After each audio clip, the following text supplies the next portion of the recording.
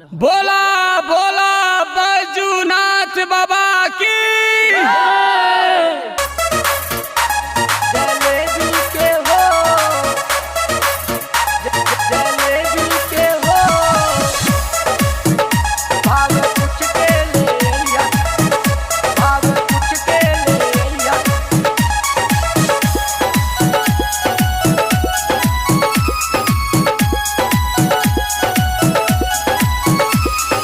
सज धज के बड़ी देवे घर जालू, कन्हवा पे कांवर भी धके जालू।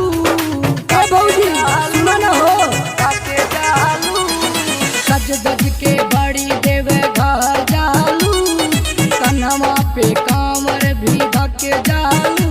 पाके भूल मत जइहा सहेली के हो, पाके भूल मत जइहा सहेली के हो। भाव पूछ के ले अइहा जलेबी के हो,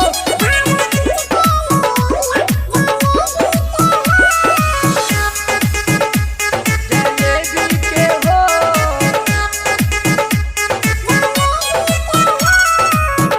भाव पूछ के ले अइहा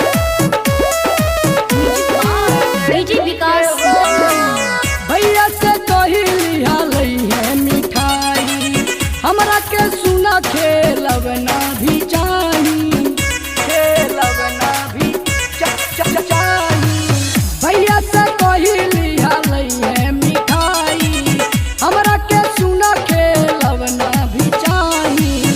मिली मिलवे में कपिया पहेली के हो, मिली मिलवे में कपिया पहेली के हो। भाव पूछ के ले अइहा जलेबी के हो,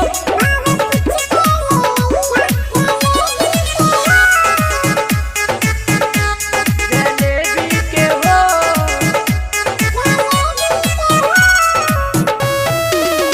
भाव पूछ के ले अइहा जलेबी के हो। डीजे विकास ए भौजी थैली है कांवर में गलवा सजाई के, बाबा से मांग लिया अर्जी लगाई के। सुन तरुला अर्जी लगाई के, हमरा के चाचा कहे तहरा के मामी, करिया ना भौजी कवनो पूजा में कामी। रितेश प्रदीप के ई है बाबोली में हो, रितेश प्रदीप के ई है बाबोली में हो।